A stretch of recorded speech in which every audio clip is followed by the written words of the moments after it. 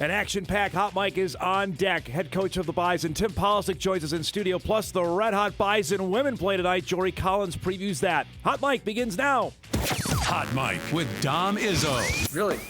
Really, Dom? No. I like what Dom's doing. Okay. Dom Izzo. Jeez, come on, Dom. What do you think I am, a magician? Yeah, I'm fired up, Dom. What else could I say? Absolutely. I was great to get on the field, and then Dom came up to me, and I'm trying to walk away from me. I just wanted to enjoy myself out there. Hot Mic. Great job.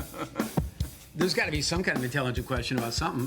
Coach Dom Izzo, WDAY in Fargo, North Dakota. Can you give me a layup or something? Hot Mic. Presented by Northwestern Mutual. That program is second to none. On the networks of WDAY. You know, if it's not about sports, I find it very hard to concentrate. Here's Dom Izzo. Thursday morning. Welcome to we're shoveling over. We got a train shot. That's a bonus for guys in back to start our Thursday morning edition of Hot Mic on WDAY Extra. KSFL TV. Good morning, everybody in Sioux Falls, KNBN in Western South Dakota, and all parts in between on Inforum.com. Happy Thursday, everybody. December the 11th, 2025. Ready to rock and roll. No easing into our program today, as our first guest would tell me. It's the last Thursday of the week. I don't think he wants to be here, though. I'm pretty sure he'd rather be getting ready for a football game. As North Dakota State head football coach Tim Polasek joins us in studio. Let me just start with that. I appreciate you being here, but I'm sure you want no part of being here today, right? Yeah, actually no part of what we've been doing all week. You know, you'd much rather be preparing and playing, but obviously Illinois State, showed up and got it done, and we didn't. That's the reality of the playoffs, too. We knew, as a head coach, you got to look at all scenarios. Yeah. Okay, what's the plan look like if you're not playing?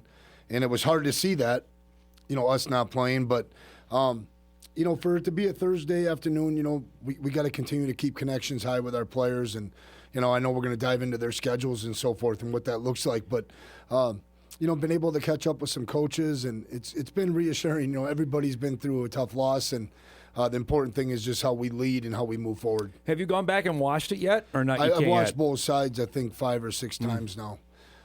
It's one of those deals. It's mystifying, quite frankly. But now we have to identify the areas that we came up short. Each and every decision that could have been made, because in a game like that, all of a sudden you're looking at 4 or 5 scenarios that could have been handled differently. And hindsight's one thing, but hindsight can also. Those are learning opportunities. Yeah. Those are learning opportunities to move forward and grow. There's a ton of coaches up there that are taking way too much burden. But you can see how much they care and so forth. But we're not up there just sulking and crying. We're moving forward. We're taking advantage of the extra time to dive into what we can do better. How do we do better? And then most certainly trying to keep relations high with our players right now. You tell me always it's down to about 4 or 5 plays to win a game. Is that pretty accurate of what happened Saturday? Well, I once in a while will look back at our conversations going into a game or a press conference and so forth. I do clearly remember saying we still had to find those 5 or 6 plays. Yeah. On offense, otherwise it was going to be really hard. And the truth of the matter is we found one, the opening play to Bryce Lance. Yeah. Outside of that, we just didn't cultivate any off-schedule plays. I'm not sure if that's more players than it is coaches.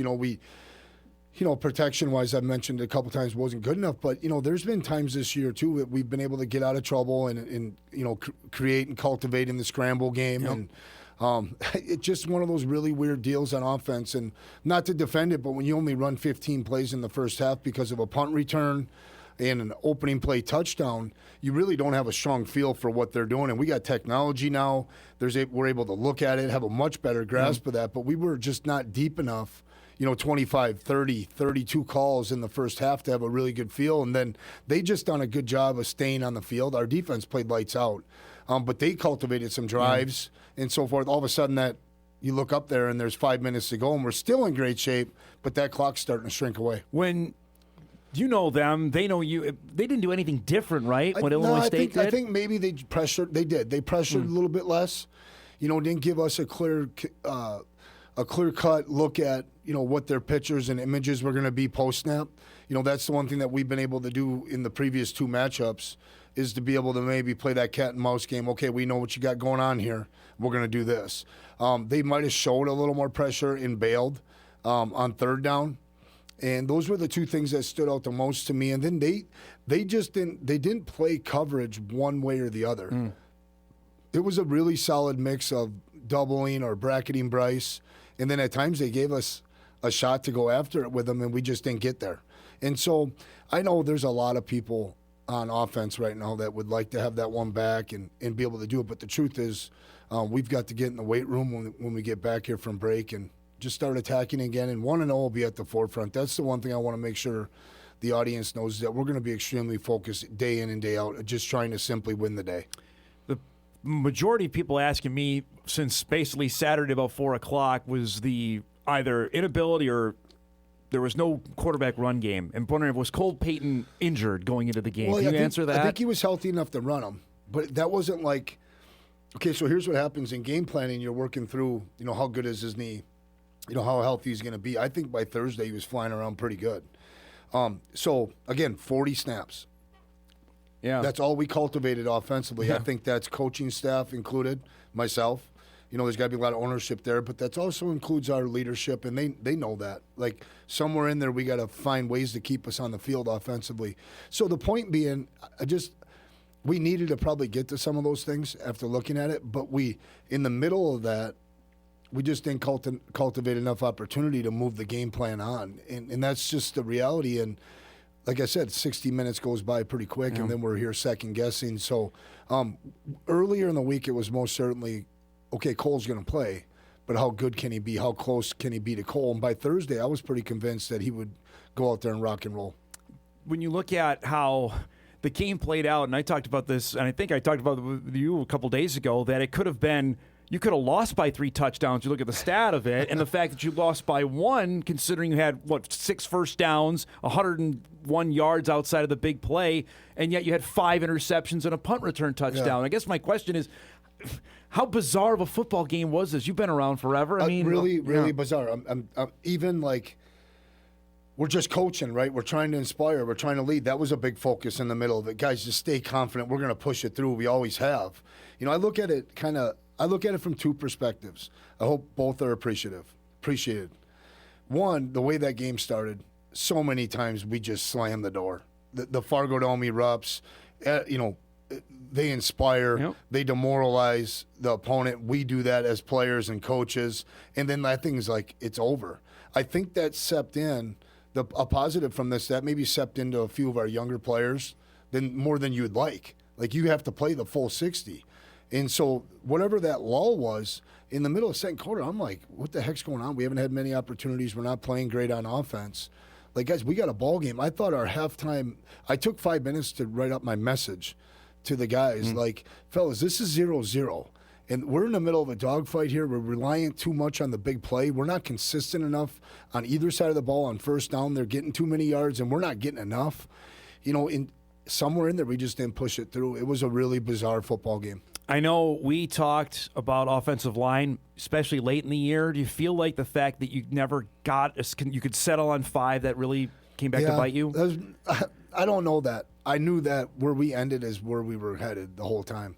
We had kind of these 6 guys, and 3 I felt like were playing at a high level, and 2 were, man, you hope any kind of error or the first time they're getting to see something wouldn't pop up, right? And quite frankly, I thought after looking at it, it wasn't the individuals necessarily getting beat as much as their rush was really focused on keeping Cole in the pocket and condensing it, and then a couple of those inside guys put some things together. And we're not going to name names. The O-line has to play together. They have to have an understanding of where their help is and where it's not.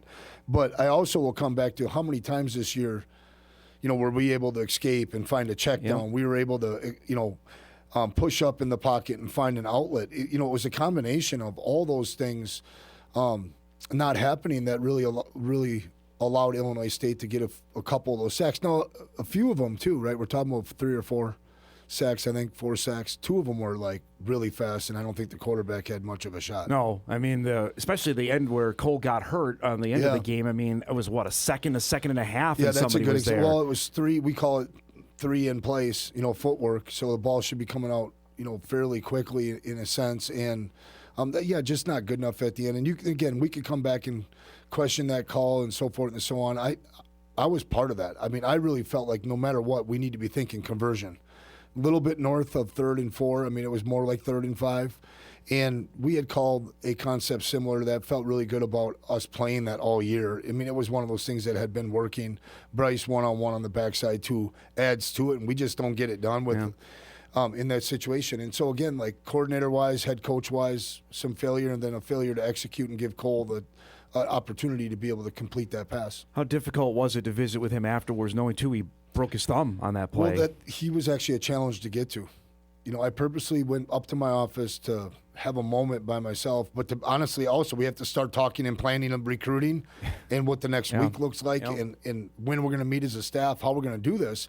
But I went back down there, and it was interesting, and I want the fans to know this because he's a local kid. Barika was still in his uniform, you know, about an hour and 15, hour and a half after the game. Wow. And then, quite frankly, I did get a moment with Trish and Cole after he had gotten back up from the Shields Arena, you know, from his x-ray, and that was not a very – hey, let's not forget, no, you know, Bison Nation, we'll get back on our feet and we're going to push forward.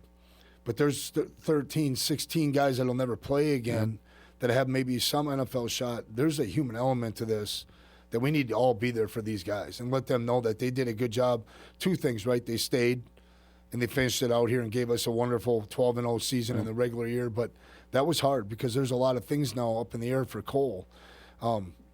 We'll see if some things come through. I mean, he was right on that line for the Shrine game. And now that's I don't know that. Okay. I think there's got to be communication between his agent and the guy that runs that. Okay. No, in fact, I think it's the other lean is the other way, that he could still get there and get something out of it. And he should be up and throwing in 4 weeks. So Pro Day, then nothing affected there. They should be good I by would think then. Cole's going to bounce back fast. I think Pro Day, it's really a matter of how effective is he. You know, right. I mean, he needs to be at his sharpest. Yep.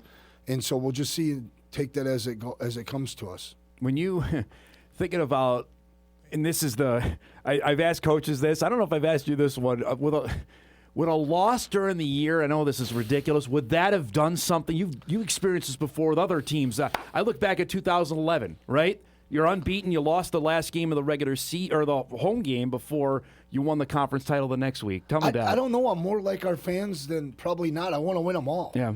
Let's jump on some sort of huge winning streak. Yeah. You just can't think that way.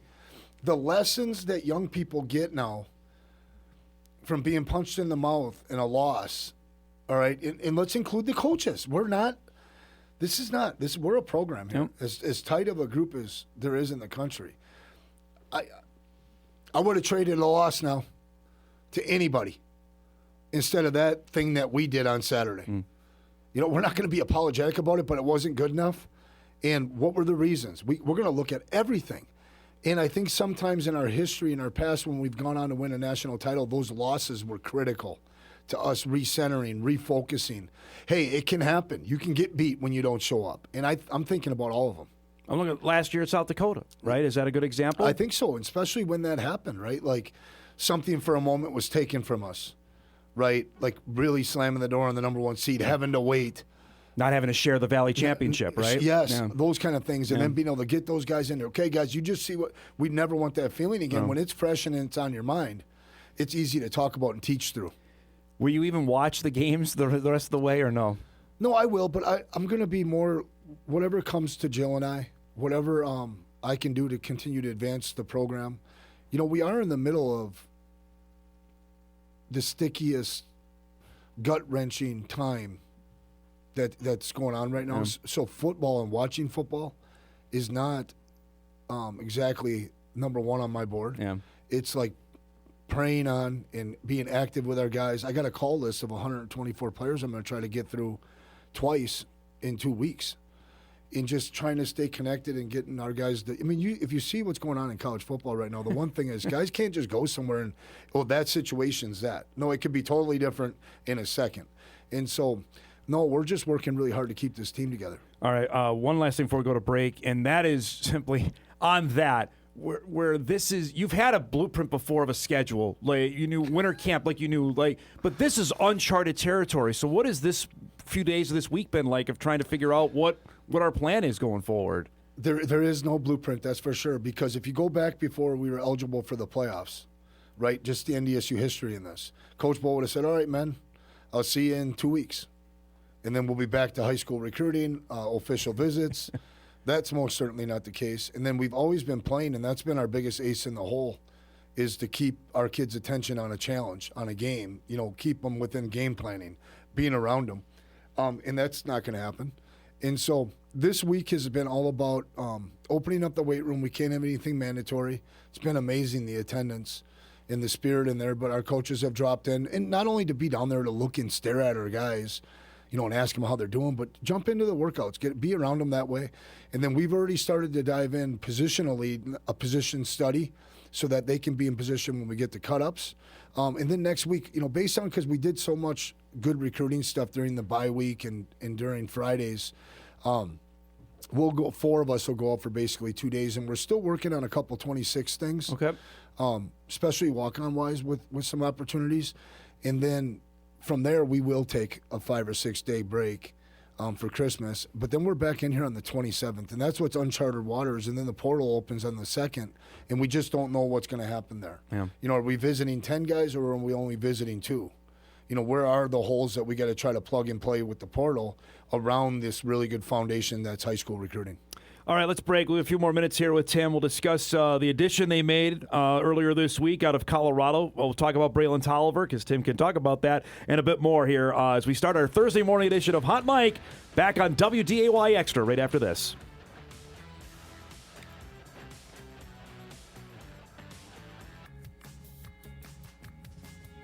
Welcome back, everybody. A few more minutes with head football coach Tim Polasek joining us here in studio.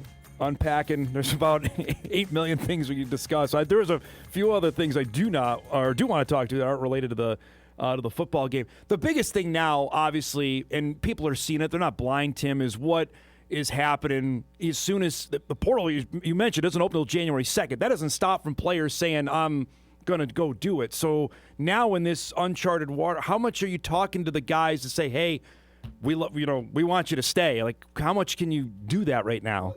I've always talked about not re-recruiting your own guys, really treating them the right way, coaching them, making sure they understand that we are different. And I think we did a great job of that throughout the year. But with our 15 to 20 best, these conversations started July 1 or, on an off day in August maybe. I don't have that one memorized.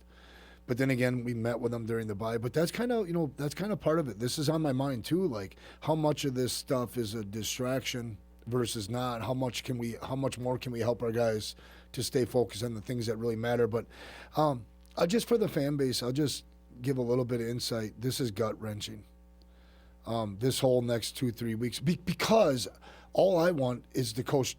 I want everybody in our outfit to be there again. The decisions that were made by Jill and I, right? Like, I hope prove that. And honestly, I'm not sure that hasn't become more important than winning and losing or how you play, but can you just keep moving the thing forward? And that's what we're so excited about, is getting into I laid out to the players, here's our book for Leadership Council. This is what we're going to do in this next offseason. This is how we're going to cultivate more togetherness. Dom, there's no easy way to say it, and I'm not looking for sympathy. But after getting a chance to spend an hour or so with Chris Kleiman and talk about his journey and things like that, coaching is just not quite what it was. No. And we have to continue to see the challenge and continue to try to knock down walls and figure out a way for us to do it.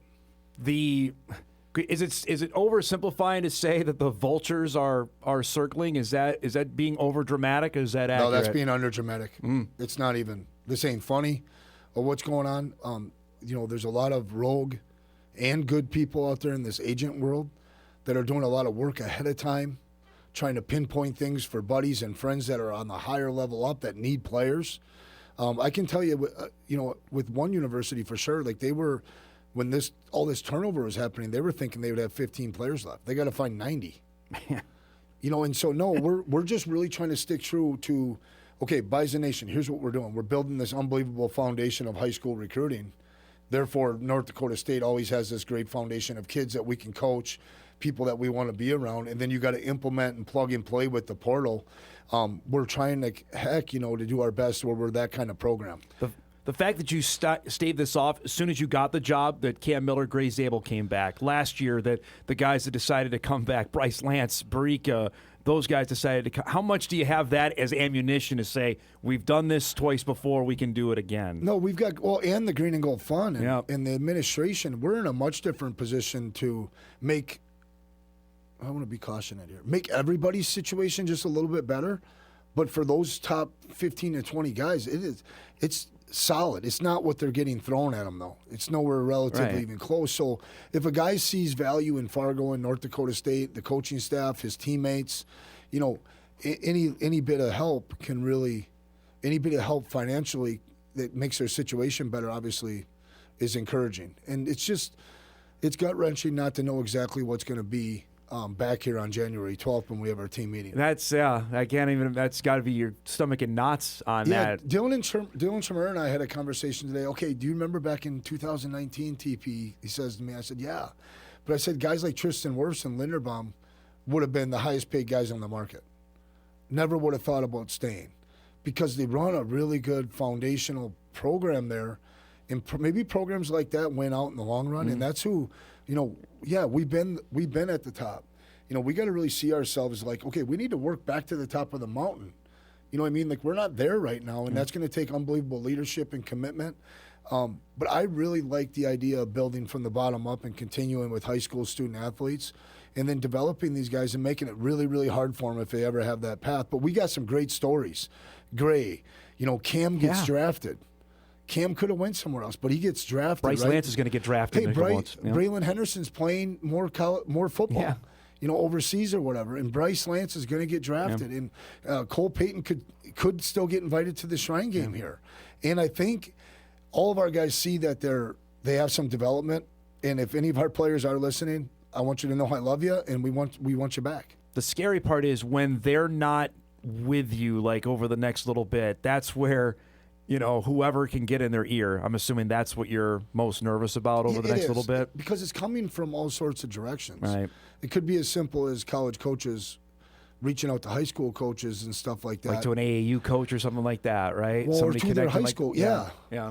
And I don't know if I would even call that tampering. I think a GM and people within programs reaching directly to our kids is tampering. That's tampering, yeah. There's a bunch of that going on, and that's really unfortunate. What's really scary right now is there's this whole nother section of stuff going on. It's this agents that aren't part of an agency or a certification that are hitting up these kids nonstop that are saying we have this opportunity, that opportunity, may or may not. Yeah. And then the other scary part about this, a lot of kids are getting promised things on the front end of stuff. They're not reading the fine print. Yeah. And all of a sudden you don't become a starter. What are you really getting now? In our game. Yep. It's nothing, right? And this is something I learned too this session. Okay, you're getting this, and you got that, but then it's year 2 in that program, and boom, that NIL is being sliced in half. Nasty. It's a nasty world right now. That's what I'm saying. It's just not quite as simple as throwing together a game plan with players we're going to get a little newer every year. Yeah. We got to continue to find ways just for that. It's going to happen. Yeah. Adjust and hit these challenges head on. Now, you were anxious last week when you were here discussing a potential recruit. You got it signed in Braylon Tolliver. I remember meeting him when he was up for a spring practice in April out of Colorado, because I think you told me, hey, we got a couple guys from Colorado that are here. He had already committed somewhere else. So how did this end up? You got him flipping from Oregon State to come sign with you. So he was scheduled to take an official visit. Had Oregon State prior to us. Felt like that was a good fit. Whatever. I'm not sure. We lost communication for about 5 months. But he did commit there, and then he got really concerned when their coaching change happened. The lack of communication to him, even like some of his stuff as far as NCAA wasn't quite finished yet. And so for Braylon, I'm just so excited to talk about him because he's a different type of back. He's a little bit bigger. I mean, he's not huge, but he is fast, and he's an I formation type of guy. But I like the whole class, and I like Goetzinger a lot. But Goetzinger's this guy that can play in the slot and this, that, and everything. So he was our top guy we identified way back then, and we were trying to get both of them. And so when this fell in our lap, what it really did was allowed us to go that direction instead of recruiting in the portal. The portal's, 60-40. Something like that. I mean, you just don't know. But now we've had some great additions on our team this year, and I told those guys I love them equally. But for us, we're just much better at the developmental plan. And he's going to be here next month, Yeah, correct? he'll be here. He'll be here. I believe he'll be here on January 9th. We've got 4 of those guys now, counting him, coming in early. And now you got a blueprint going there as well with guy. I mean, Donovan Woolen's the poster child of that for a guy that got here and then ended up playing right away for you. And I would even still argue for Miles. Miles Mitchell, same Miles, thing. Yep. You know, it shook out one way, but he played in the first 3 games. Yep. It really gave himself a chance to compete, and I think it gave him a big enough taste that this spring will be, he'll be able to attack it this spring. Donovan Woolen, right? Like, I look at that. We executed that really well. I do think Donovan's in a good place. He's really happy to be here. All indications are he's coming back. I can tell you this. All indications are really, really solid. And there's kind of 2 guys out there that are 70-30 that are coming back, and we just got to continue to work hard for those guys. That's keeping you up at night right now? Oh, boy. Jill asked me, what is wrong with you? I just said, this anxiety. It just never leaves your mind. And so I'm so grateful that she's a rock. And to me, I don't go on social media searching out negative or positive. There's no good in that But happening. these direct text messages, thank you to our real supporters. There's been a lot that have been really positive that it allowed me to get up in the morning and we're going to lead, and I'm fired up about it. I love these challenges. I was going to say, because we talked a couple days ago, and I asked you, I was like, well, today was better than the day before, so I just thank God we're not doing the show on Sunday. The press conference, I thought you guys were really fair and really good. We got the information out there. Yeah, every day's been a little bit better. I got several text messages. Coach, the sun came up. Yeah. Let's get back on it. And that's all you can do. That's all it is in sports. Yeah. There are no guarantees, and we need to show up with our best enthusiasm no matter who the opponent is or who we're playing or we're practicing, lifting weights. We've got to go 1-0 now for the rest of the year. So now, let people know, what is your schedule like here outside of you're on the phone talking with your current team? What's ahead for the next little bit? Yeah, we're gonna be in the office until Friday. The staff working. We'll be in the office all next week, and then honestly, like I said, 4 of us will go on the road recruiting. Me being included. Yeah. I've always liked that. Dan Larson in Wisconsin, Dylan Schmurr down in Sioux Falls, and then Cody Morgan out in North Dakota to get acquainted, quite frankly, and to get on some of these really young prospects. Yeah. But then we go on break till the 27th or whatever that Monday is, and then we're watching cut-ups, and we're basically sitting there with our phones by us to be ready to go on our portal lists. All we've got is lists right now. We don't have to go into the portal on many spots and wait for our phones to ring, and hopefully it's all good news. And I hope Bison Nation stays alert to social media so that if our guys are, running it back, coming back, let's really support those guys. If there is my last thing before I let you go, if there's a player that wants to talk to you, is that normally a bad sign? Like if they say, hey, coach, can we meet? I kind of get the tone of, hey, coach, can we talk? Kind of thing. Yeah. The tone in my short time or my short experience. Yeah. Normally not great. The nerves and anxiety goes up pretty good. But also, no, I think we've really cultivated relationships. So we've had some players coming in just like, what's the vision look like for the future? They're interested in that. But I thought we did a better job of heading off, okay, this is kind of what the bonus money looks like. This is kind of what the NIL looks like. This is what you're fighting for. But we've also got several guys that are going to be getting surgeries. Yeah. That stuff's happening right now or later next week. And then we got graduation next week. And that's still a big thing, right? Absolutely. That's a big deal. Yep. With the portal now being where it is, I guess we don't have a test case for it because it was in December and another one in April. We don't know what this is going to, other than it's going to be crazy, right? I don't know if this is good or bad where it's at now. Well, it's good if you're playing and you're in a bowl game and you're playing and you're around your guys and there's stability with the and you're practicing, right? There's stability with the coaching staff and stuff like that all helps. The biggest thing now is, can we lean into parents trusting us in the recruiting process and that their kids are all really happy and get those guys to nudge the guys, hey, this is a good thing. You're at a good place. We're getting a good experience. Let's stay put. Otherwise it's 2 weeks of them being away from us, period. Yeah.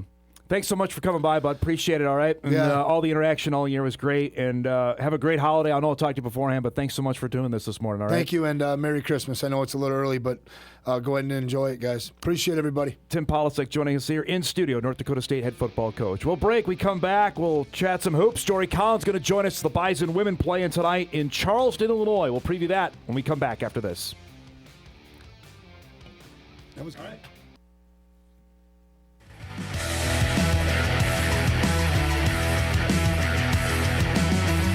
Welcome back, everybody. That was an exciting half hour. If you missed that, we'll podcast that in its entirety with our conversation with Tim Polasek that had to lead off the show. A lot of informative stuff there. We appreciate him coming by as we roll out on a Thursday show. Bison basketball, as we mentioned, right out. Both teams playing tonight. The men playing later in California against Bakersfield for an 8:30 tip. The women are in action as well tonight as they take on Eastern Illinois. Get ready for shoot-around. We got Jory Collins a little earlier than normal as the Bison will hit the floor with a mark of 7-2, ranked now 23rd in the mid-major poll. I know you don't care one whit about that, but you got a nice win Saturday, and the road continues here. First, congrats on this, and just now knowing, all right, we got one tonight. What do you make of who you're facing tonight in Eastern Illinois? Yeah, I mean, obviously, I think you look at Eastern's record, it doesn't look great. I think if you dig a little deeper, they've played a really tough schedule, and they've been in a lot of single-digit games late, and they've been on the road a bunch too. So they get to be back home. They have they had a post player out that's had them play this other kid who's 6'10". Oof. Okay, she's a monster, and just that presents a whole different set of issues. She played 30 minutes the other day when they played at Illinois State and played them really great. And then they have two dynamic guards at the 1 and 2 spot that are really igniters offensively, really good mid-range players. So they definitely have some pieces. Marcus does a great job. Like, we need to be tuned up to play tonight for sure. Is this the tallest player you ever faced? It is. Yeah. It is. Probably not and it's not like she's super skinny. I mean, she's just a tall kid, and it looks like she's improving every time out. The tallest, not the biggest, not the most massive, but without question the most length probably. Man, that's going to be something to watch tonight. Let's go back to the game on Saturday. We were joking, looked like family and friends that maybe not even friends that were at the game. Just the challenge of that. It's an early tip and knowing that there's no atmosphere. What does that challenge present for the team that you had on Saturday? Well, I mean, not only that, we played a pretty high intensity game on Wednesday night, and you sometimes you spend all your emotion and your reserve tanks in those kind of games where you had to be on a max 10 alert for the full 40 minutes. And then we were pretty light on Thursday, but then we practiced at 7 a.m. on Friday, and then you travel to Ogden, Utah. That's flight to Minneapolis, to Salt Lake City, and get on a bus. I think we got to our hotel room at 9:30 on Friday night, and then you turn around, no shoot around, and you play a noon game.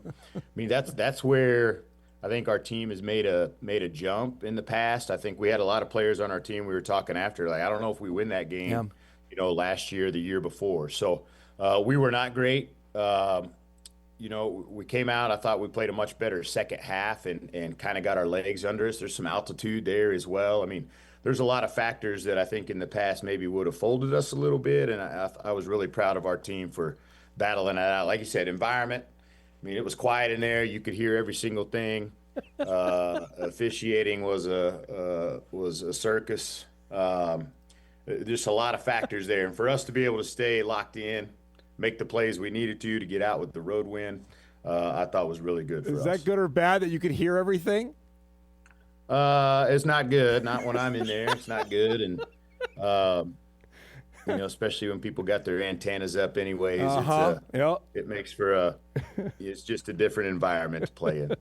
I got to ask about what Marissa Frost has done. I think we talked post-game after the Montana State win about what she's done here. 5 of the last 6 games, double figures, now averaging 12. Was there a conversation you guys had after the start of the season on, hey, it's time to get going? Yeah, a little bit. I watch film with Riz after every game individually. It's just something we started doing last year when she was a young point guard coming in, and it's like 10 to 15 minutes of 8, 9, 10 clips of things, just trying to keep her growing and figuring things out. And our whole team, Dom, got off to a kind of a slower start. I think I said it the other day. We were 25 for 103 from the three-point line in our first 5 games, and then I think we're 32 for 64 in our last 4 games, so shooting almost 50%.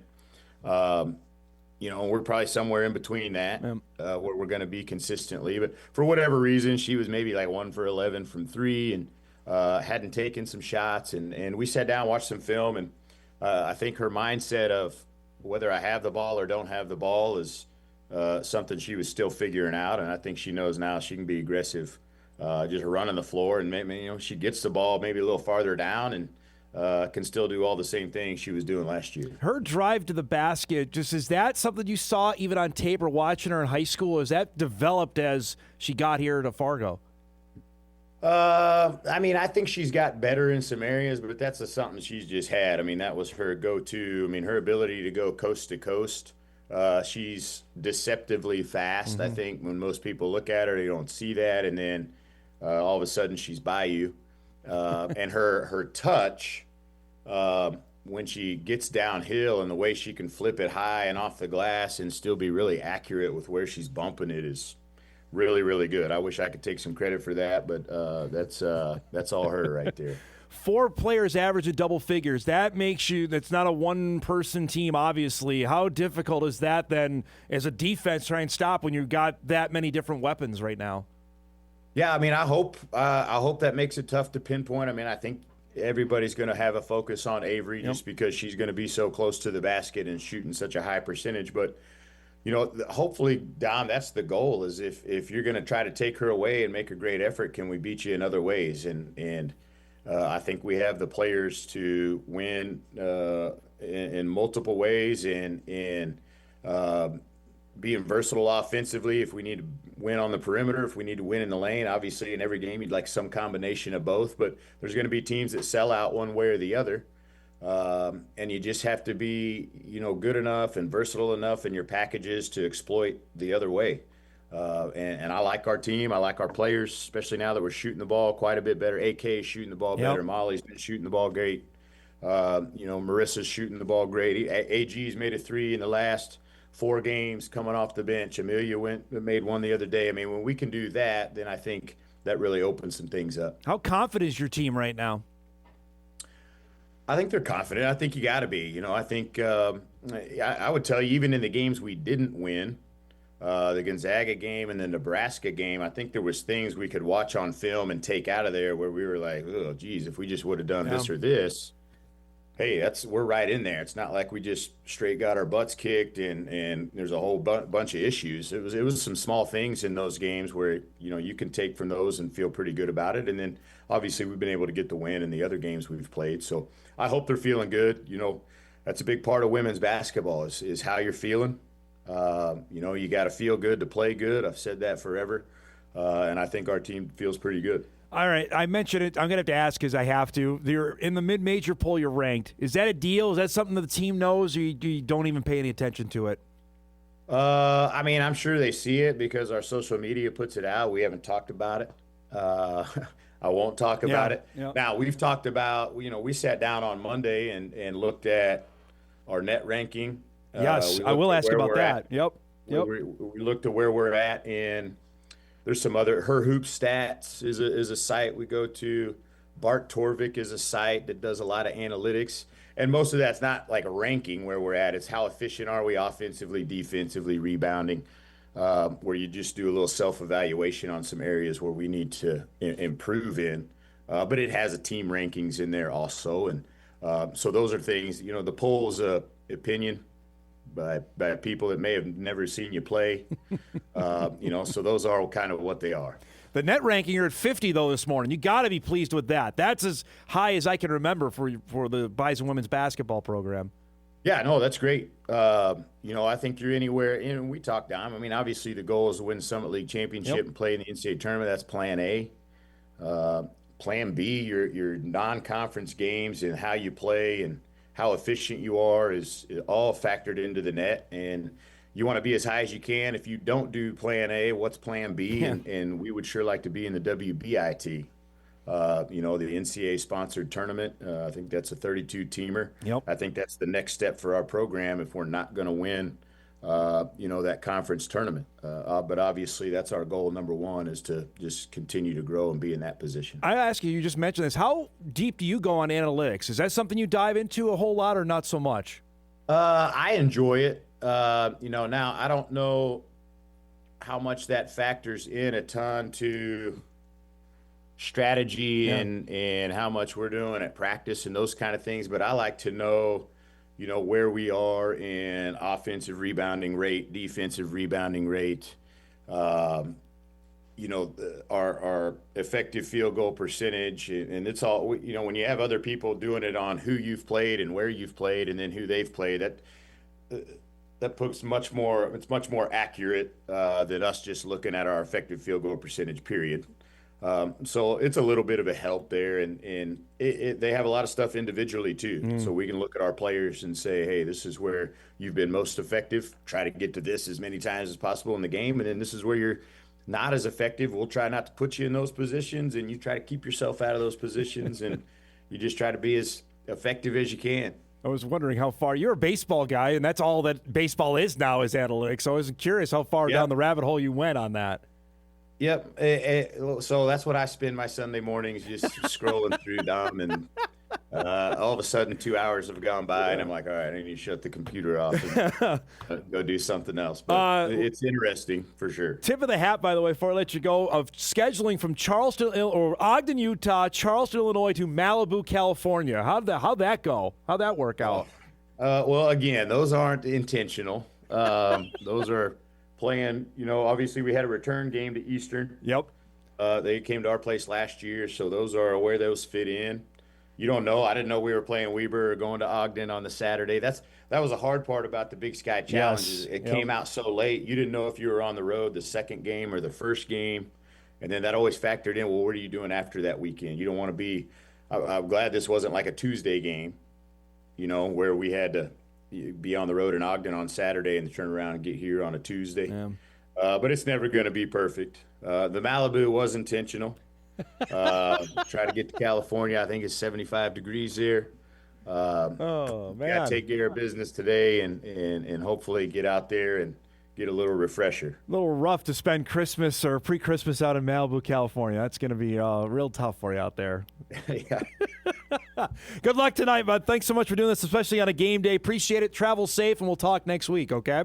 Okay. Thank you, Dom. Jory Collins joining us, NDSU women's basketball coach. Every Thursday he joins us. Bison in Eastern Illinois coming up tonight. That's a 6 o'clock tip. That game is available on ESPN Plus tonight. Again, they're 7-2. They're ranked 23rd in the mid-major poll. I know he was going to say nothing about it, but they're 50 in the net ranking. They got these two games coming. They got Pepperdine and UTRGV. That's University of Texas Rio Grande Valley. They'll play before Christmas. There's a real possibility they can win all these games.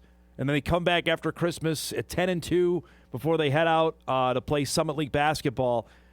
Telling you, it's worth your attention. I'm just like I'm shouting in the clouds, but they're awfully good with maybe the player of the year.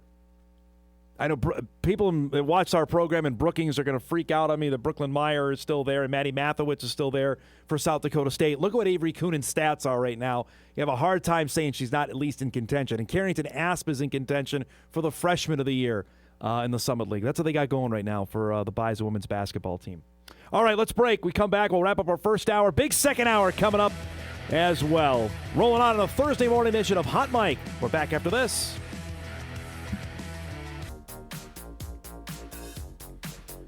All right, wrapping up our first hour. Busy there. Let's just unpack a little bit before we break and start hour two. Sam's coming up. Hunter Pinke will be with us as well this morning at 10:30 to wrap up our Thursday Spectacular. On a couple things what Polasek said here. And it's one thing if I say it, I don't know if people just glaze their eyes over, like Izzo doesn't know what he's talking about. I think it's another thing if the head football coach is saying it, that what they're dealing with right now is legit. He said 2 guys he feels 70-30 on coming back. If we want to speculate on that, we sure could. I'll probably throw 2 names at you. It's Tobe Inene and Bo Johnson. Those are the 2 that probably are getting the most scrutiny in the portal. It's great to hear that Donovan Williams going to come back because I think that guy's a really good football player. You want him back in the fold if you can. But that's a real deal with them not playing, because the longer you play and the longer you're together, the least chance that somebody's going to go. I think that was a real factor in that as well over the last couple years. Now, granted, the Bison lost in the semifinals a couple years ago, and then the coaching change happened. Polasek comes in and has basically, it was 2 days, and then signing day happened, because that's when signing day was 2 years ago before they moved it to where it's now located, which is the first Wednesday in December, to try and rally the troops together. Remember, we were doing a basketball game on I think it was Friday night, and got word that Gray Zabel was going to come back and that Cam Miller was in. And just that was the win. The Cole Wisniewski at that time was going to come back. The wins that they're trying to rack up, that's now times 10, because now you have the added element with the guys being done 2 weeks earlier than that there's just way more voices out there, way more people that can get on a phone saying, hey, you want to consider so-and-so playing here, and that's real. It's as real as it gets, and may not like it, but that's the exact deal. I would say also, to go back, just to unpack probably for the last time in the game, asking him about Peyton's health status. He said that Cole was fine. It was looking good to go. I think we can put that to bed. I think we can certainly address what the play calling was in the game, and I think we will, and how the best players played not particularly well. And we've already hammered on offensive line as well. Just picked a bad day to have a bad day, right? And on top of that, they still could have won the game. That's the thing that you go back and watch this, and I'm sure Bison fans will spend much of the winter doing that. Of how this played out is just a complete head-scratcher on that. What I am curious about, and we'll probably do this for our poll question tomorrow, is what is the level of interest, especially around here, for the rest of the tournament? I can tell you nationally-wise, these ratings are, and it's not because the Bison aren't in it, but it has a part to do with it, are not going to be good. I'm telling you right now. The South Dakota-Montana game will be somewhat decent simply because it's on network television. But the rest, like the Stephen F. Austin Montana State game tomorrow night, yeah, it's on ESPN, and there's no other football on, so maybe, but that ain't going to be great. Villanova and Tarleton at 11 a.m. on Saturday, that ain't going to be good either. I think we got the Celebration Bowls on ABC, on WDAY at the same time, and got Army-Navy playing on Saturday. And then in Illinois State, as Davis is just streaming only. It may get ugly on those numbers. And again, Bison bring in some eyeballs. I know you might think I'm just green and gold colored glasses guy. No, I work in television. I know how the ratings work. People like brands. That Bison are one. I hate that term, but people watch because they're there. They know them. All right, let's break. We'll save that for tomorrow's conversation. We come back. It's a Thursday. Sam Goetzinger will join us.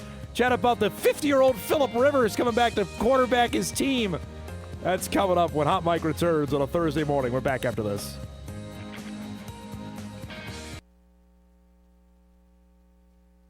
This is Hot Mike. Hot Mike. On the networks of WDAY. Here's Dom Izzo. Let's take a moment and talk about bunions. The original line read as this: bunions. You may have heard of them. That was my original line. Hey, thank you, Dom. Johnny Cool Guys there with the sunglasses on. It was off the dome to the west of when Illinois. I'm looking on it, like west. Yes, I shouldn't say west. right and left. Is that Missouri? That is Missouri. Yes. It's underneath Missouri. Iowa. I'm getting good at this. He's coming. So we're going to like the bottom peninsula region. Peninsula? Okay, we're going to come back on the ETSU tailgate and then go to you. How am I going to go from a tailgate to bunions? Okay, good deal. Let's take a moment and talk about bunions. Oh, I think you're the most sought-after guest on the show this week, simply because of what is going on with your favorite football team this week. That's not the reason why I wanted to be on all these shows, but I guess here we are. You did several other interviews. You're a popular guy. Man. My agent's been working overtime. my people have been contacted all over the country. All right, so for people that don't know, that maybe aren't plugged into the National Football League as well as you or I or other people are, the Indianapolis Colts are beset with injury at quarterback because your starter, Daniel Jones, was already playing with a broken bone in his leg. Yes. Then Sunday, what happened? Tore his Achilles. Non-contact. Wow. Just goes down. So on the opposite leg, if I'm not mistaken. Wow. So I was not watching the game because I'm not a great Colts-Jags plugged in mind. That's the game But of on the my week. Twitter feed, I saw that Jones threw his helmet down in disgust. I'm like, well, that can't be good. Yeah. I just figured he messed up his leg even more and it would be done. So Achilles is, I want to get to that in a minute because that's long-ranging. Right. So then I had no idea that Riley Leonard was the backup quarterback. They drafted him this last year. He had 2 Duke quarterbacks on the roster. Tell me about it. I really, that's not a hotbed you want to keep digging your hands into for quarterbacks, but I guess, half of it worked. How did he play? He was okay. It was raining. Okay. It was raining. They tried to run the ball a lot. He eventually did throw a little bit more, and it was okay. He had a rushing touchdown. He didn't light the world on fire, but he got hurt. He got hurt at though? the end. He played the entire game, and then afterwards they come out and realized, okay, he's got some sort of knee injury. What it is, I don't know exactly what. But you got to be kidding me that this is where we're at right now. So now you have no quarterbacks on the roster, or like at that point, no, because Anthony Richardson a couple of months back still not broke good. his face on a medical band. It snapped him in the eye, and obviously he's it's bad. I don't know the severity. He's of unavailable, it. But though. at this point, I kind of get the feel that he doesn't even want to come back. I don't to know if this the team. Colts want him back. I don't think either. the Colts Yeah. want him back. I don't think he wants to come back. I would love to have him back, frankly, at this point. But he said my eye's not right. I can't go. So he's out of the picture. So I first heard this on Monday Night Countdown. I was watching with Van Pelt and the guys that Schefter comes on and says the Colts are going to bring in Phillip Rivers, who has not played football in 5 years. To try out. I'm at a loss. And then they signed him, and we were talking about this yesterday. Old Phil there wearing number 17 talking with Shane Steichen that you don't sign it. He doesn't come in to do this to not play. Right. He's starting the game Sunday for the Colts. Well, I would imagine. And there is a world where Riley Leonard is going to be okay. This feels kind of like the not Mark Gronowski, but it feels like JJ a little bit with the concussion protocol. He could come back. They're gonna with Brosmer, you mean? Yeah, with Brosmer. They could have him back for Seattle, but you're right. And at this point, too, if you're Phillip Rivers, what do you do? You're not coming back unless you're going to play. At this point, I kind of want to see it. I think all of us do. I want to see what's going on. If he can do it, but this is a complete indictment, by the way, on every other backup quarterback Is that's it out not? there. Right. That the Colts decided we don't think any of them can play. Well, here's and the we other want to go thing get to this it, guy too. off the couch. Here's the other thing to it too that I think that's a bigger slap in the face. They reached out to a couple of other guys that turned the Colts down. Sam Ellinger was one of them. Is that right? I didn't know They tried that. to go to former Colt great Sam Ellinger. My dad's favorite player for some reason. He never stepped the field outside of the preseason, but he said no. He said no. They tried to go to him, and he said no. I want to stay with Sean Payton. I want to stay with the quarterbacks he's with the coach. Broncos. I want to okay. stay on the practice squad here in I didn't Denver. even know. I would have been like, that's fantastic. Yep. Let's go get Sam Ellinger. He's out there he said somewhere, no. isn't he? Thanks, but no thanks. Yeah, huh? he said no. I think Derek Carr was another one too. And he doesn't even have an arm. Oh, exactly. And then he turned him down. So then. Wow. Out of all the people in the world that can throw a football, out of every single person, oh, this is a great story. Why go to the grandfather who has 10 kids? Grandpa. Half of his kids are older than his now teammates on the team. Hasn't thrown. I mean, I'm sure he's thrown, but not in an NFL game for 5 years. Why is this the number one option? So his last game, was that the loss in Buffalo? Yes, in Buffalo. Wow, yep. I remember that game. Yep, That was yep. the weird COVID year, the playoff game said, there. He said in his press conference that he walked off the field there at a much lighter weight than he is right now. So it's a great sign. That's not good either. But then he also said, "I'm not. I've never ran away from anybody, and I'm not going to start now." Do you know who one of his favorite guys is? Is your guy Kyle Emanuel? Him and Kyle really? are yes, I'm not kidding you. Kyle and he's a huge Phil Rivers fan. Do you think Kyle could give me his number and Maybe. I could shoot him? I don't know if they're still tight, but I could. Good luck, man. Yep. Good luck. Because obviously Phil was still playing with the Chargers That's when right. Kyle got drafted to San Diego. So yes. Oh yeah. I'll have to get Kyle's thoughts on this. But this is a really weird situation. Like, where's Cam? Can we go get Cam? Is he available? Well, right now, I think Cam might be the backup for the Raiders this week because Kenny Pickett is going to start because Geno Smith is hurt. So I have to double check on that, but I'm almost positive that Cam's going to get elevated to the backup for the Raiders this week. There's so many. Ryan Tannehill was out there. Hey, my team, we're on a guy named Brady Cook. I don't even know who this guy is. He's starting for the Jets on Sunday. Couldn't tell you either. Right? Couldn't pick you. him out of a two-man lineup next to you. I don't know who he is. Hendon Hooker's around. I thought he was okay. Hendon why Hooker. can't they go get Hendon Hooker? But no, this is where we're at. It's an unbelievable story. It's an unbelievable story. I want to see it. But I don't understand how we've gotten to the point of being the number one team in the NFL. Yeah, I was just going to say that now. Give away our future for Sauce Gardner. Yeah, you have now, no picks. Now he's hurt. Charvarius Ward, the corner on the other side, hurt now as well, so he's out of this. You lose your 2 first-round draft picks for the next 2 years. All your quarterbacks are gone, and this is where we're at in life now. Well, one thing before we go to the standings on this. The Daniel Jones part of this is huge because the Achilles now, it's December. That's a 9 to 12-month injury. That completely changes me with the Colts we're going to do, because I thought we talked about this in September, October. Like, they're going to pay him his bag. He's going to be the guy. But now, if he can't play till what are they going to do next year? I don't think you draft a quarterback. There's nobody to draft this year. Right. That's the ironic part about it. That's a good point. You got to go out and get somebody. But what does this signing say about the development of young quarterbacks in the NFL? That they're trusting a grandpa who hasn't played in 5 years over some of these guys coming out of college who have been here for a year or two. What does that say about the younger guys in the fold here? Nope.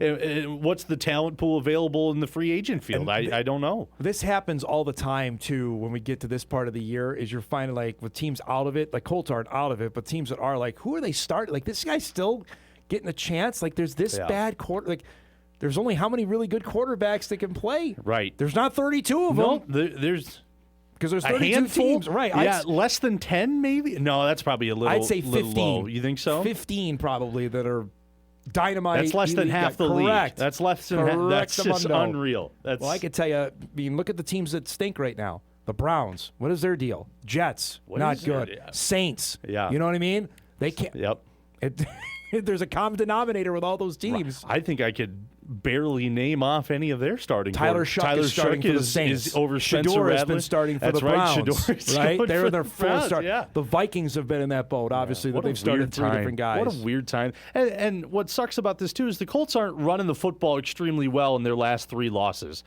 Jonathan Taylor is not lighting the world on fire like he did against the Falcons with 244 yards and 3 touchdowns. He's barely getting past the line of scrimmage over the last 3 games. So all right, this isn't looking great. AFC standings now, you were on the outside looking in. The Texans have the head-to-head because they beat Indianapolis a couple weeks ago. So Houston has the last playoff spot. Yep. And this is what the Colts have left. Yeah, don't remind me. Yep. I can't believe we're talking about this considering when we did the preseason on this, you thought, 4 wins? 4 wins, yep. So at Seattle Sunday.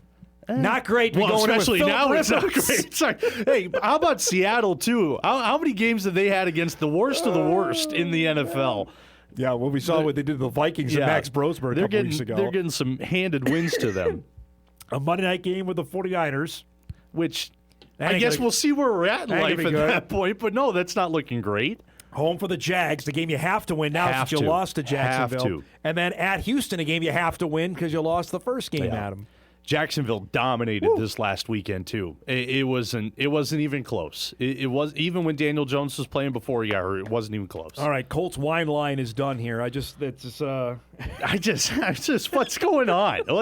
This is. I thought we had a chance. My expectations, like you said, they were so low, and then I got them so high, and now they're so low again. They were 8-2. Yeah. 8-2, thinking them and New England are the top two teams in the AFC. Like, here we go. And now it's just what's Bob Sanders up to? Where's Robert Mathis and Dwight Freeney? Let's get the whole squad back together, huh? Andrew Luck could probably back up Phil Rivers. I was going to say, can you get Peyton? I mean, Peyton's been on the couch. Might as well right? give him a try. Eli, I'm sure, could sling it around a little bit too. My gosh, this is weird. So the NFL regional maps came out yesterday. I would hope now whoever got the game, I don't know who has the game, who's got it this weekend, CBS, that they change it. Let's see who's getting what this weekend. I am curious because I don't know for sure. Week 15 maps are up because there's a Twitter account for those that don't know. I did. Okay. It's a great follow. Late game, CBS late. We're getting Green Bay, Denver. No, who cares?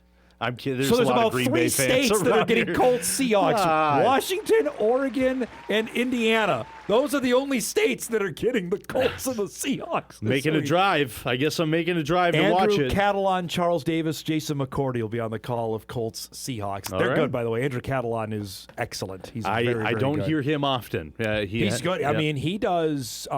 He's on the Masters. So if you get invited to the Masters, you're doing pretty darn good. That's a pretty big deal. He does a bunch of PGA. For when Jim Nantz doesn't do it, Catalan is the guy who does play-by-play. He does college basketball, NCAA tournament. Okay. I think I'll have to hear his voice to put I only say this because he used to work in Albany, New York when I was working out there. He's a good guy. So. Okay. All right, there you have it. Well, Colts. hopefully he does my Colts justice and takes it easy on him because this is a weird deal. Weird deal. All right, there's Colts wine line. Let's break. We come back. We'll actually talk about stuff that's relevant to our viewing audience. Okay, Is that all right? that's fine. That's fine. I guess we'll allow it. Let's do that on the other side of the break. Back more with Sam on a Thursday morning edition of Hot Mic right after this. All right, welcome back, everybody. All right, that was Colts Wine Line. We do that each and every Thursday. I'm going to have to call in. Keep on calling in.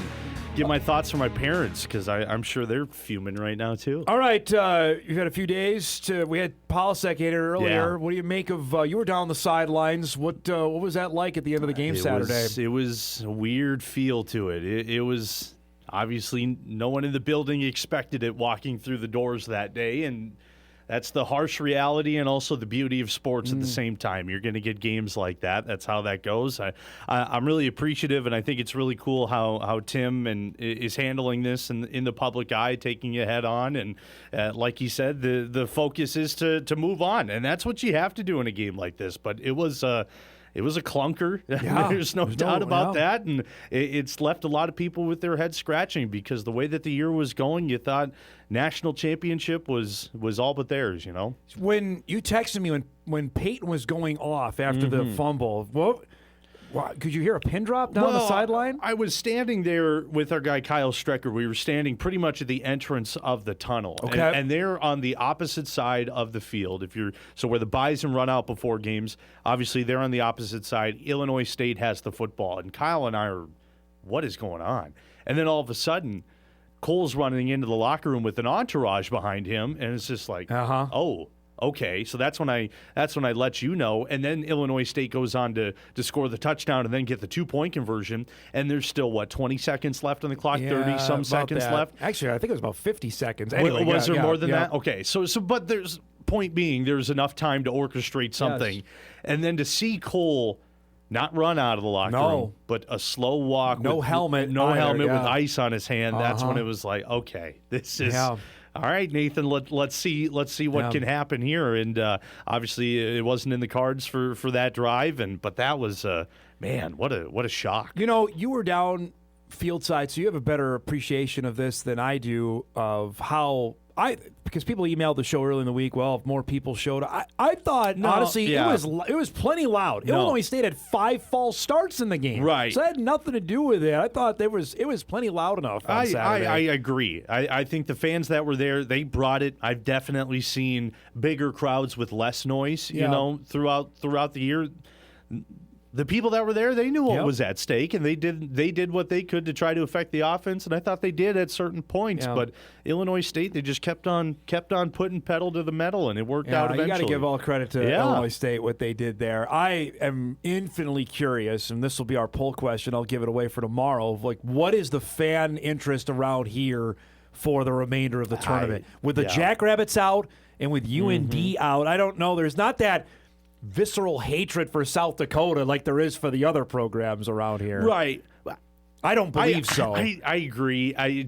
I think that a lot of people are watching to see if Vegan can finally do it this year, if Montana State can win it. If I'm a Bison fan sitting at home this weekend with nothing to do, I would flip on the Illinois State game because I think you want them to go to kind of make that loss a little less harsh. Right. Outside of the Montana year in 23, when they lost to the Grizz, every other team that had beaten NDSU won the national championship.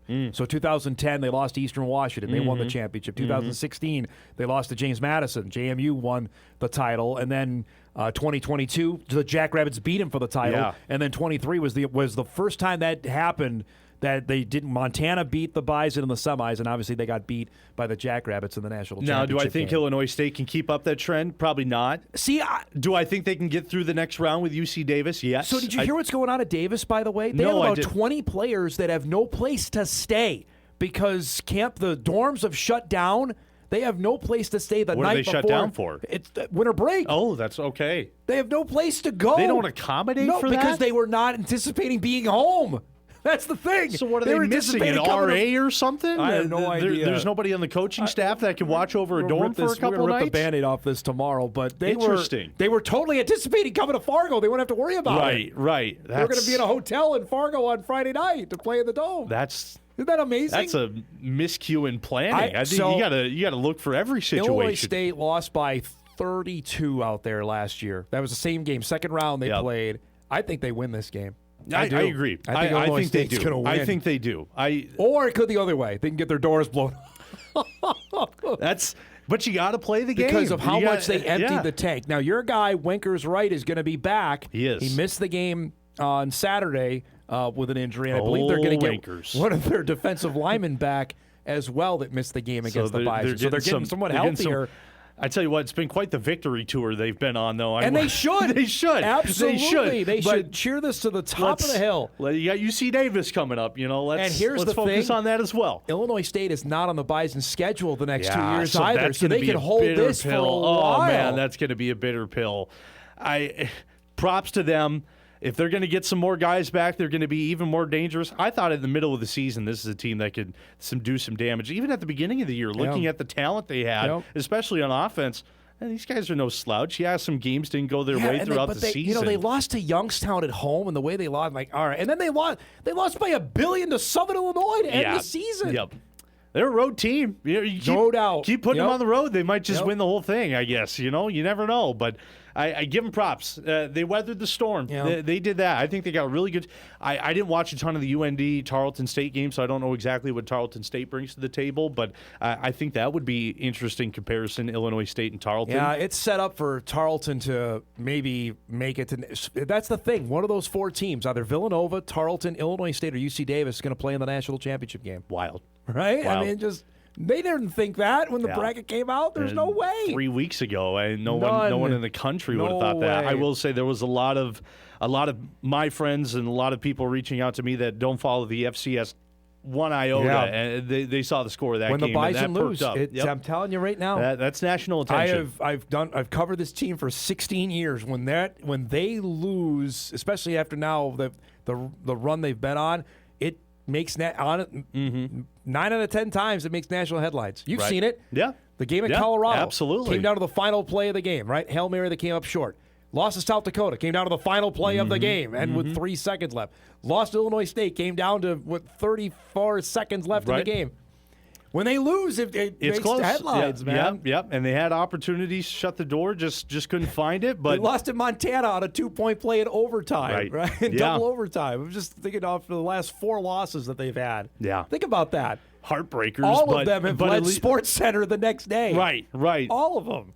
Give them props. They're not getting blown out in any of these losses. They're in it. Just have been able to find the opportunity. But you love you love an underdog story there a little bit. And I'm in the unpopular opinion here. I love the G5 teams in the college football playoff.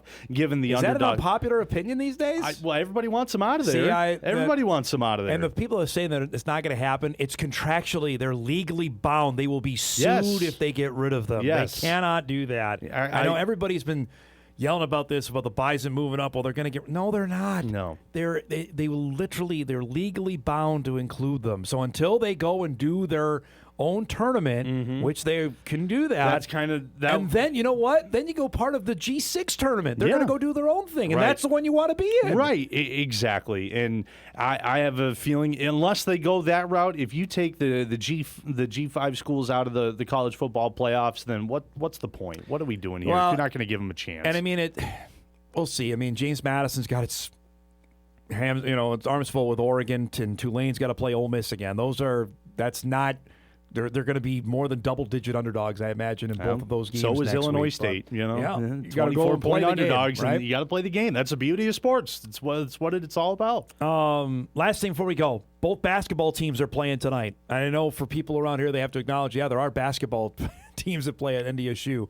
They're both pretty darn good. Really good. There really might be good. a chance here as we get closer to Summit League play that they could be, I don't know, NDSU could, on the men's side, 10-3. Bison women could be 10-2, 11-2, starting Summit League play. That would be garner attention, I would think. That's solid. And you heard Jory talk about it's kind of a tale of two halves to the start of this season. They were a little inconsistent to start, and now they're finding their groove, and looks like they could hang with anybody. They played Nebraska pretty well earlier this year, in a neutral site that was filled with a lot of red. I thought that was really impressive, and they've just gone on to win everything after that. And the men's team, complete 180 flip from last year, and it may not always be pretty, but they're getting the job done. And, watching defense to the level that they play, it's actually exciting. I didn't think, watching defensive basketball would be exciting, but no, man, they make it. They make it that way. And what they're doing, the guys that they brought in are being really productive. The returners are being productive as well. This is going to be a fun stretch here down the way. Now, all we can hope for is that they return home soon, and they haven't been home in a while. Well, they're not going to be. We'll see the men on Monday briefly, and then they're going to Texas. They're gone again next week. And the women I mentioned, as we chatted with Jory about, that they're going to California. We won't see them until after the holidays, so be a little bit before we get a chance on that. Great stuff. Thanks for coming in. Appreciate it. As always, enjoy the ride that's going to be on Sunday. Oh man, don't call me. Don't text me. I'll be curled up in the corner. Now, if we win, it's a completely different conversation. I'll be jumping off the walls. Oh, this is going to be unreal. I can't wait for that victory Monday the next day. But if we lose, 44-year-old quarterback, that just what does that say about the rest of the profession? It really, it does. It raises a lot of questions moving forward. There's no doubt. But if it happens, watch out. Colts are going to win the Super Bowl. Well, there it is. Okay, they got it. Want me to say it again louder? Colts are going to win the Super Bowl with Phil Rivers. I'll say that. Thanks for coming by. No problem. Sam Goetzinger joins us each and every Thursday at 10. We'll break. We come back. Hunter Pinke will join us to chat on the end of UND season, guys in the portal, and recent conversation he had with a former Bison. That's coming up when we come back.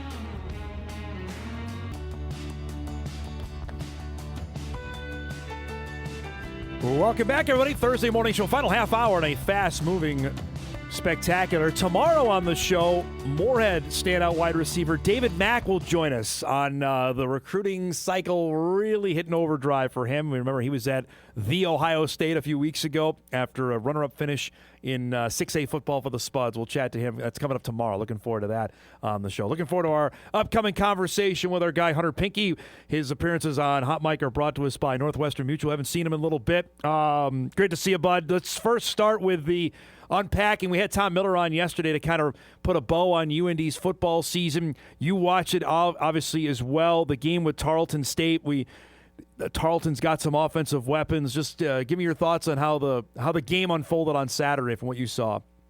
Well, turnover in the red zone kind of flipped the game. Yep. I mean, they're inside the 20 there, and you punch that in, and I think you either tie it or you have the lead. And that kind of flipped the game, I thought. So overall, Tarleton's a good team. It's going to be really interesting if they make the jump up to FBS, because it's like, wait a minute, they were Division II, and now they go and have success at the FCS level. Now, there's rumors that they're really considering that. But, you look at it as a whole, we won a playoff game. On the road. Yeah. So, yeah. I mean, baby steps as far as this program goes. It's not going to get elevated to the level that maybe that UND fans want right away. It's going to take a little time, and I was pretty happy with the season overall. I was going to go there because asking if I would have told you Eric Schmidt got the job a little over a year ago, that this would be 8-6, a playoff road win, like you just said, the 5 losses that they had, or the 6 losses they had, are to arguably 6 really good football teams. If I would have told you that last December, what would you have said? I would have said, fantastic. Sign me up. The thing with those 6 losses, that the Tarleton game was by far their biggest loss of the year. Yes.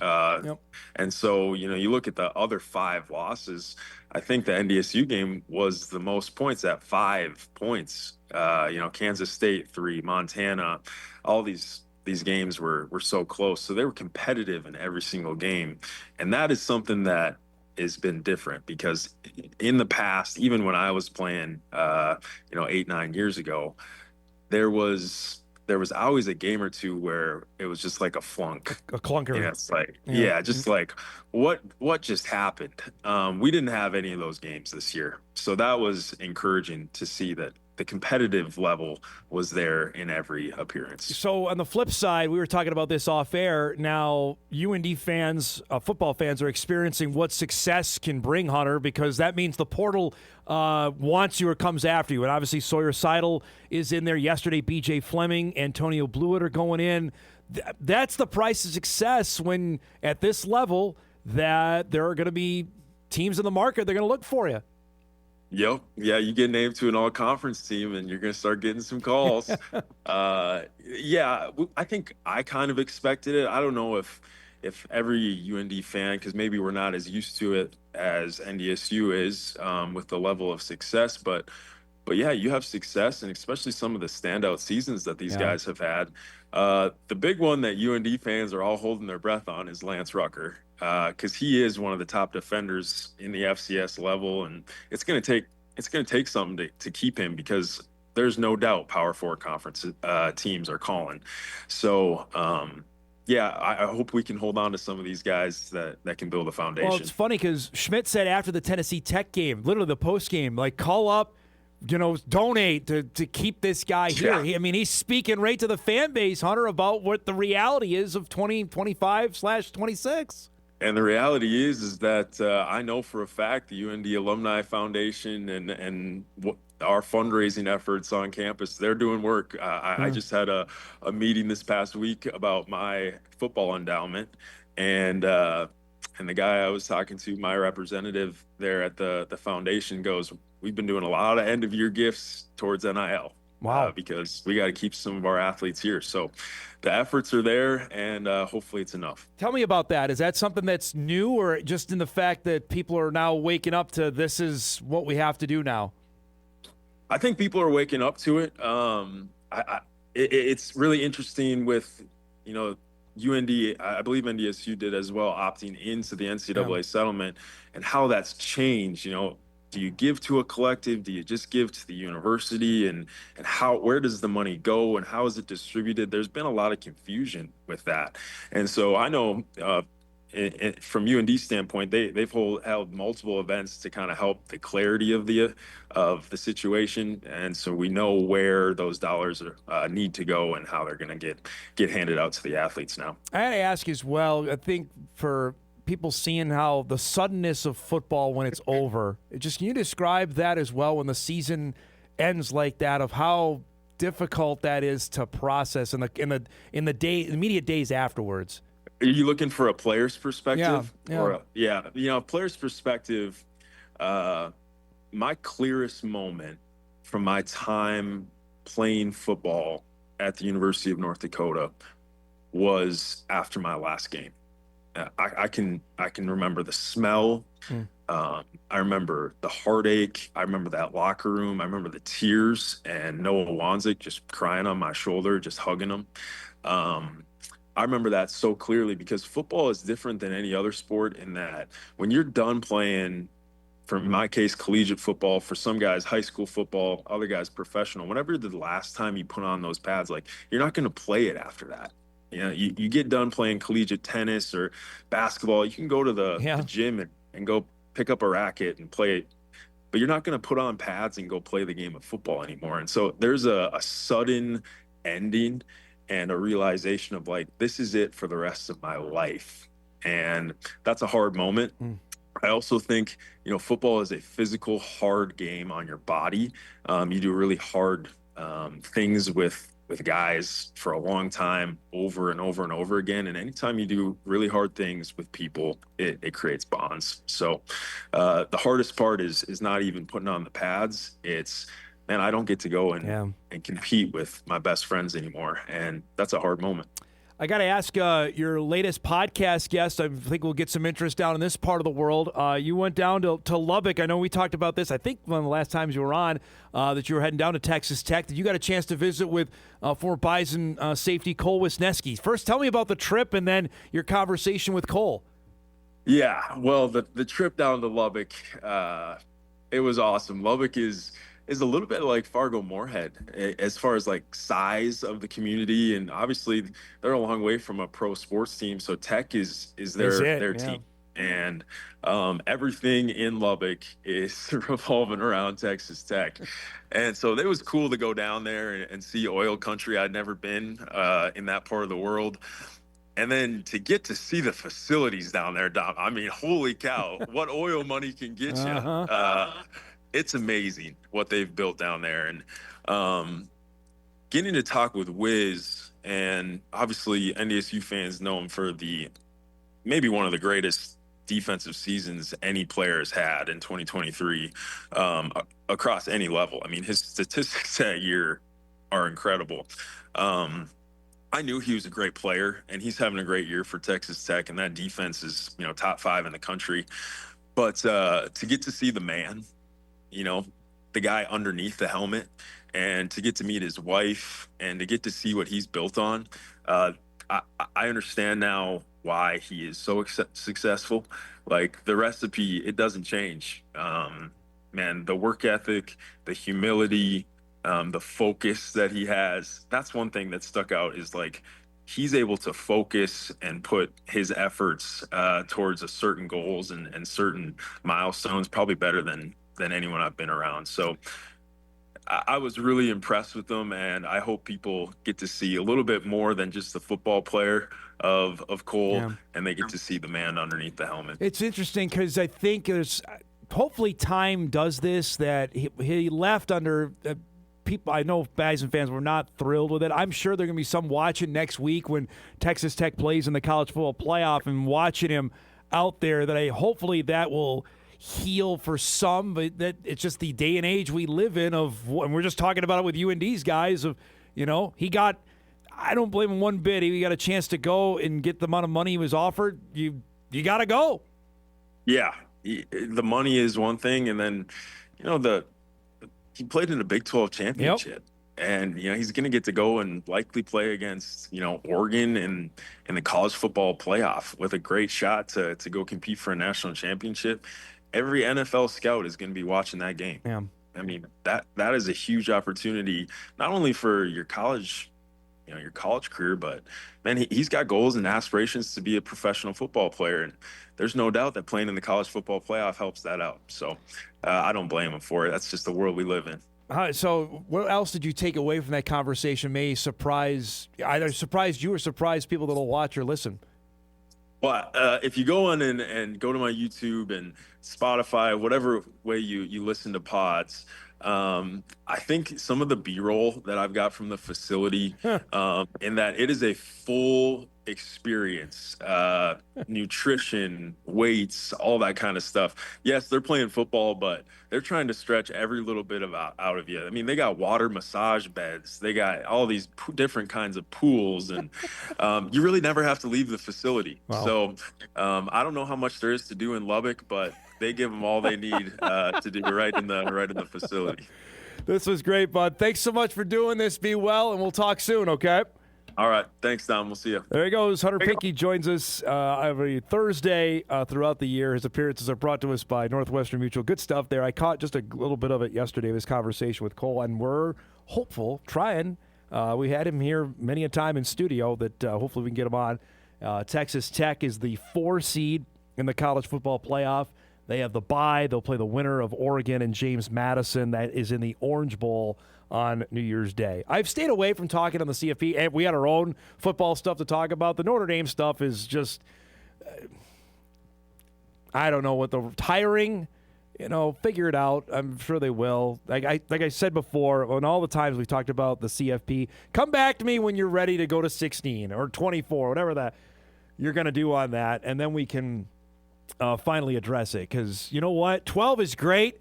More is better. And, yeah, there's still going to be people complaining when you get to 16 or 17 or 18 and teams left out. That's fine.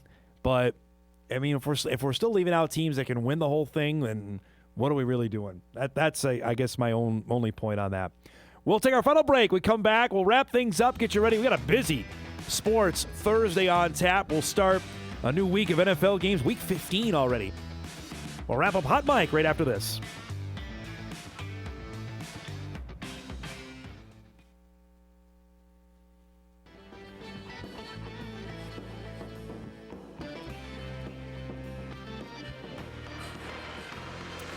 All right, wrapping things up here on a Thursday. Tomorrow, we'll do some NFL picks, wrap up the week.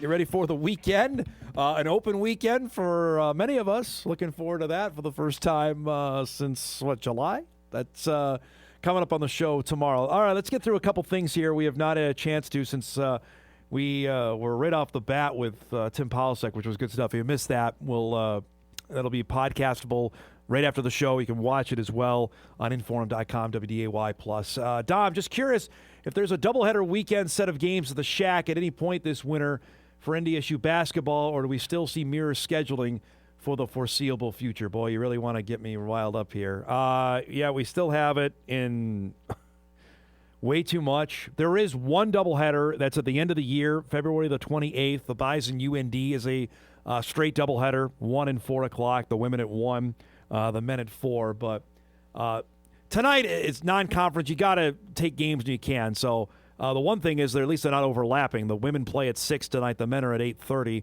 for their game with Bakersfield, which we'll chat about here in a second and what to watch. But, yeah, once we get to 2026 and the calendar turns, there's too often you're going to be forced to choose, which is – it's too bad, especially now when you've got some teams that maybe you want to get some attention to, and you're going to force people to choose on a particular Thursday night whether they want to watch the Bison game at home if the men are playing on the road and the women are at home. It's just or vice versa. And you know how that's going to go. Invariably, people will go watch the men's game. That's just the way, unfortunately, it is.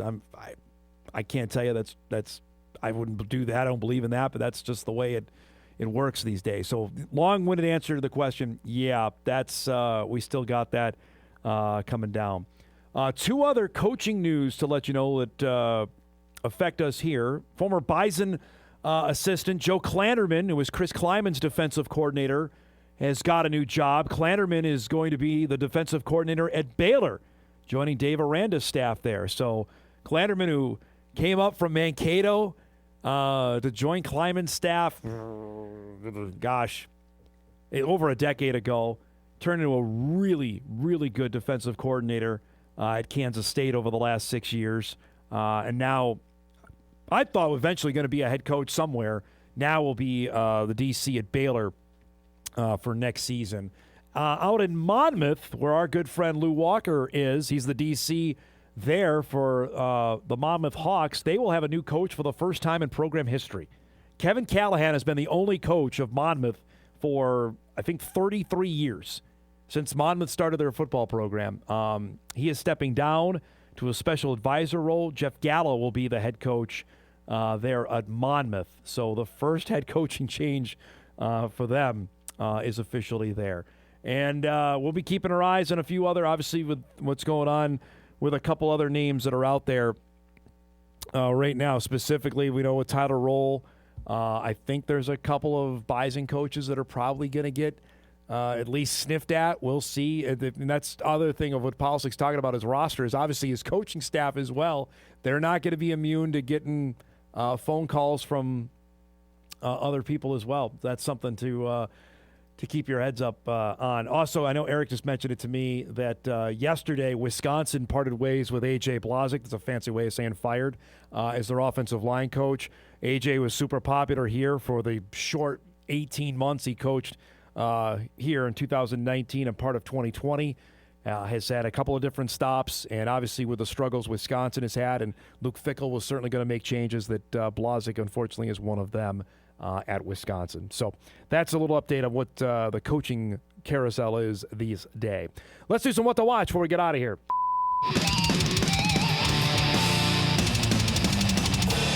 What to Watch brought to us by Northwestern Mutual. We mentioned we got a high school basketball tonight. Note the start time, 6 o'clock for the old rivals in Region 1. Central Cass and Kindred, 6 o'clock tonight on WDAY Extra to check that one out. NFL starts tonight. We got the Falcons and the Buccaneers, 7:15 on Amazon Prime. I believe we have creamsicle jerseys tonight. That's another reason to watch that one on Amazon Prime. The Wild are in action against the Stars at 7 o'clock. We mentioned the Bison men take on Cal State Bakersfield at 8:30 on ESPN+. Our thanks to Tim Polasek, to Jory Collins, Sam Goetzinger, and Hunter Pinke. Miss any of the show, you can podcast it later today at Inform.com. Thanks for watching, everybody. Have a great day. We'll see you back here tomorrow.